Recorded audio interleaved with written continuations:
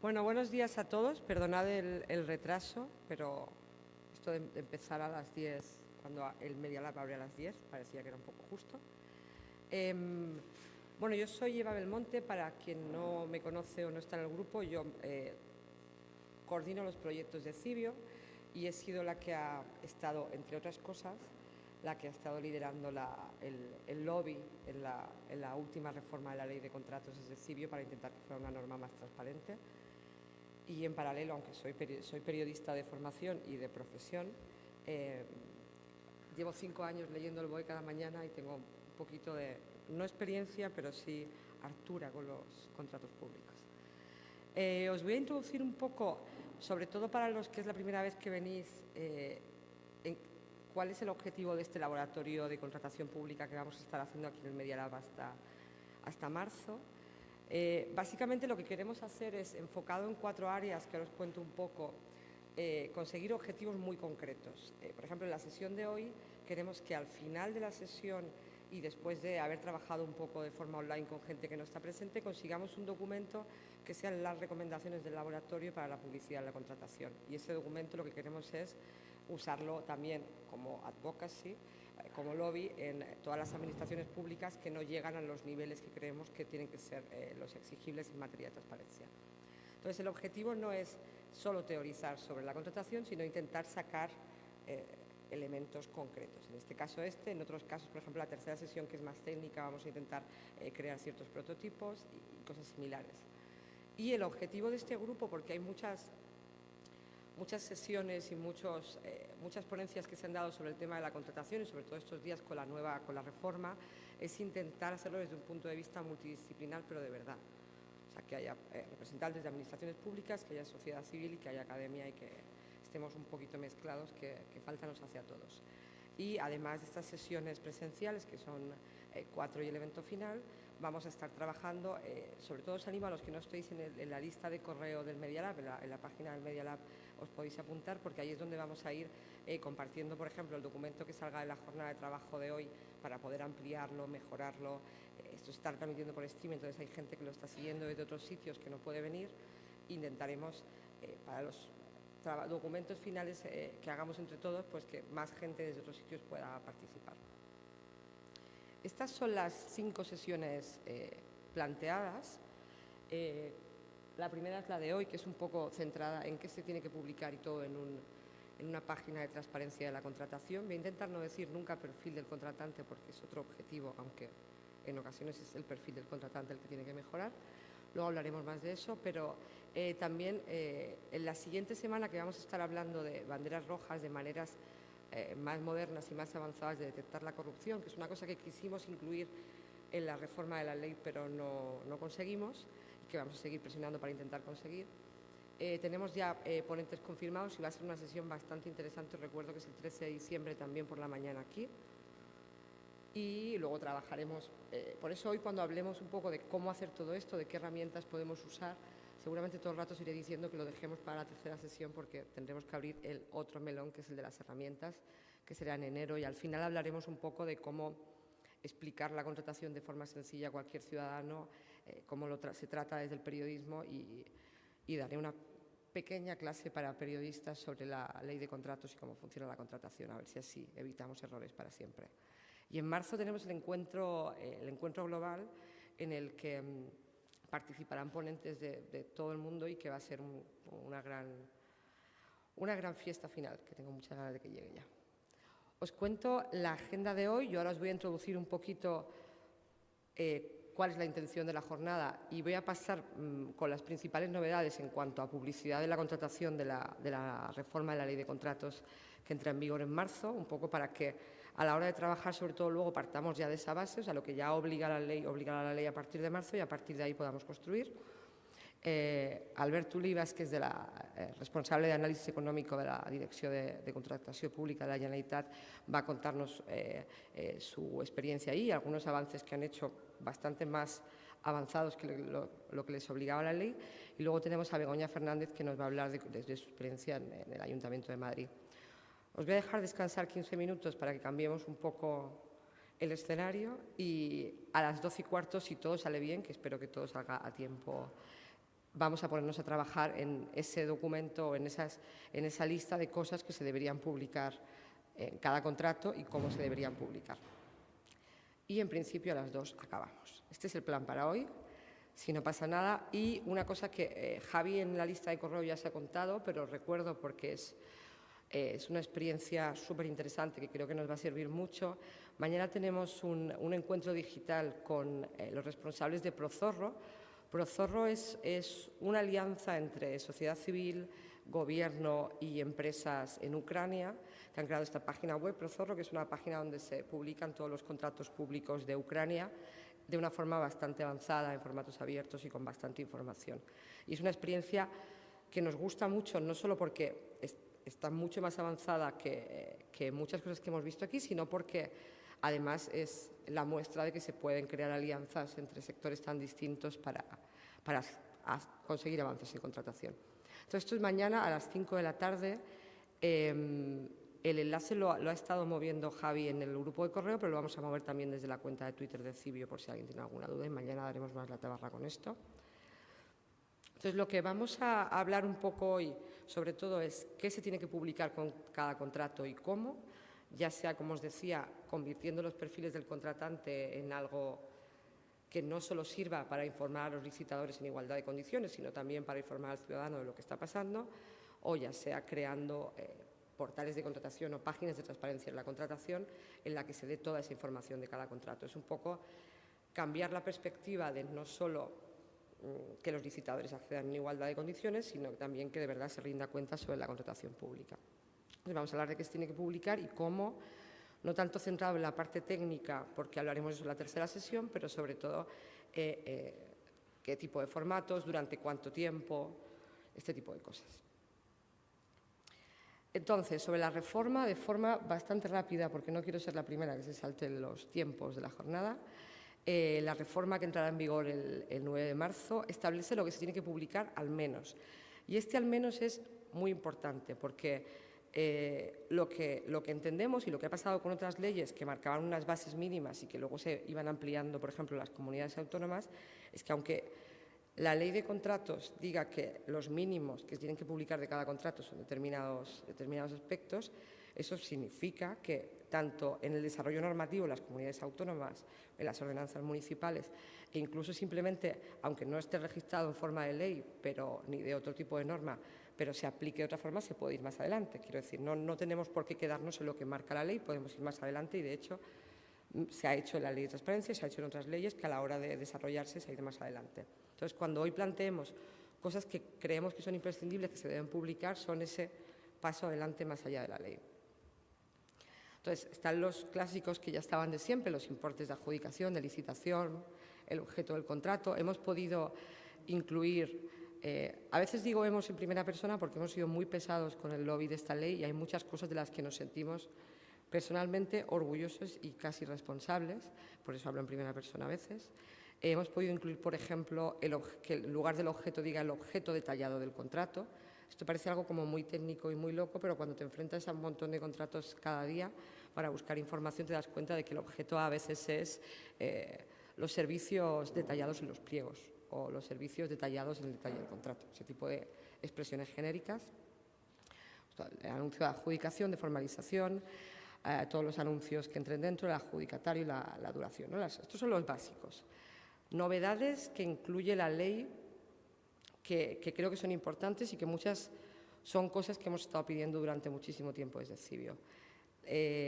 Lo más importante para nosotros es el apartado de rendición de cuentas, que se hayan incluido los informes que justifican las decisiones en todo el proceso. Entonces, para nosotros esto es lo más importante porque más allá de tratar la transparencia por cuánto ha costado esto, y oh Dios mío, ha costado 2 millones o cuánto cobra un alcalde, lo que nos interesa de la transparencia a nosotros, sobre todo, especialmente, es saber cómo se toman las decisiones, para que de verdad se pueda monitorear desde la sociedad civil si se han tomado las decisiones teniendo en cuenta el interés general o no.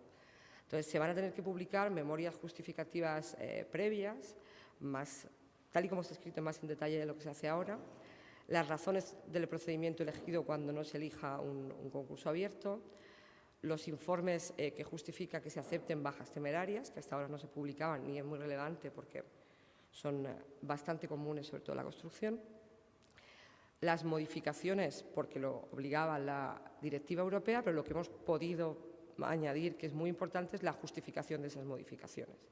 A mí que publiques que has modificado el contrato de tantos millones me parece muy relevante, está muy bien, pero quiero saber por qué y qué razones me das y si eso está justificado. Otra cosa que se incluye como novedad en la nueva norma es que se incluyen los nombres de todos los licitadores. Esto alguna administración pública lo está haciendo, pero en la norma actual no se incluye y la mayoría no lo hacen. No solo los nombres, el nombre del que gana al final el concurso, sino de todos los que participan en el proceso. Y los participantes y el porcentaje de cada participante en las UTEs, porque las UTEs tenían eran como una excepción en la transparencia de quién es la empresa final que llega al contrato. Las actas, que ya se deberían publicar ahora, pero incluyendo la valoración de las ofertas, de forma específica, sobre todo las decisiones que se tomen partiendo de criterios objetivos, y que las consultas preliminares tengan que ser abiertas y transparentes. Las consultas preliminares del mercado es cuando, antes de crear una licitación, pues se consulta un poco, oye, esto cómo está, por dónde van los precios o cómo va la cosa, hablando un poco en bruto. Entonces, esas consultas, además de que tienen que ser abiertas, tiene que convocar en el perfil del contratante por si hay gente interesada en participar en esas consultas, se tiene que informar cómo se elige a quienes participan y cuáles son sus informes. Cosas que quedan fuera y que nosotros pedíamos y hemos insistido mucho. Los nombres y apellidos de quienes firman y quienes están en la mesa de adjudicación. Lo que hemos conseguido que se incluya es el cargo detallado.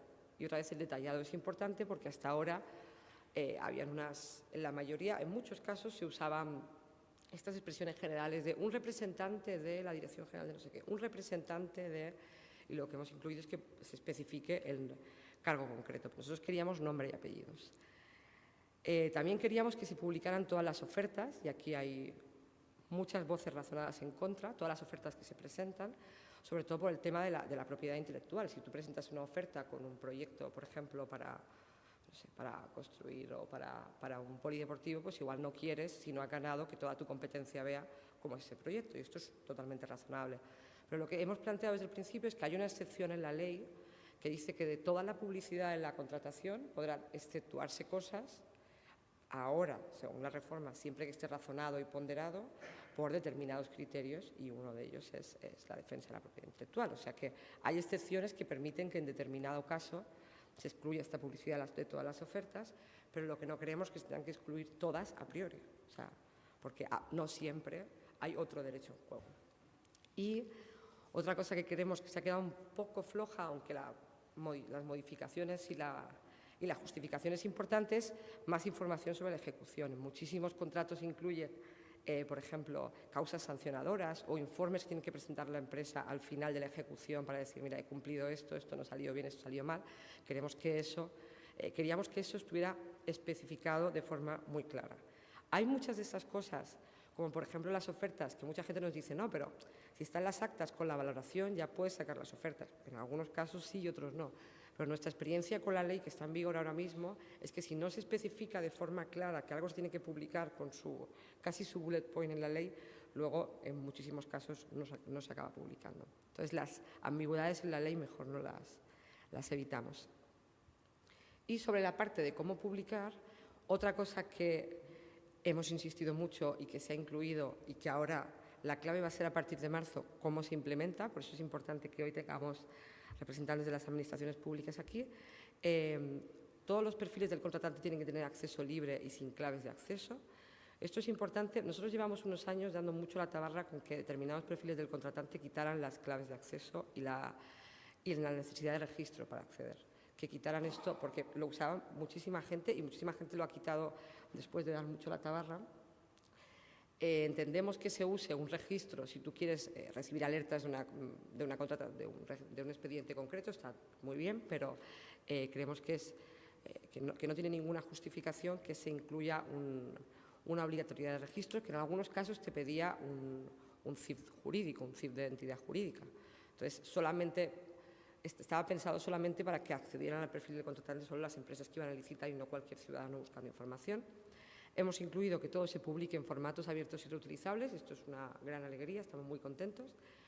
Estamos un poco menos felices porque no sabemos hasta qué punto, a partir de marzo, todas las administraciones públicas de cualquier nivel, teniendo en cuenta el nivel de control del gasto que tenemos ahora mismo, que incluso en la reforma se quería incluir la típica disposición de esta ley no supondrá ningún gasto, aunque creaba organismos nuevos, que no tenía sentido, al final lo hemos conseguido modificar un poco, pues no sabemos muy bien cómo van a poder todas las administraciones a cualquier nivel implementar esto y digitalizar todo así, en plan de golpe, pero bueno, esperemos que tengan tiempo hasta marzo, pero no somos muy optimistas en esto.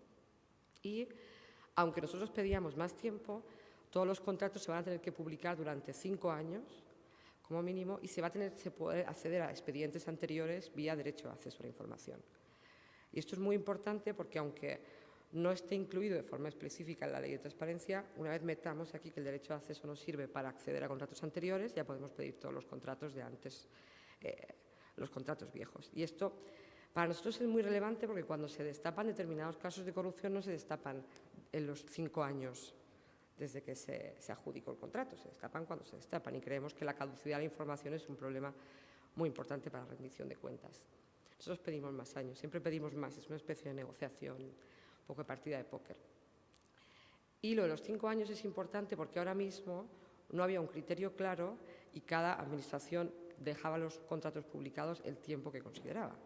Y esto era bastante preocupante porque había administraciones, sobre todo entidades públicas empresariales, que colgaban los 3 últimos contratos en licitación o adjudicados porque no les cabían más en la página web.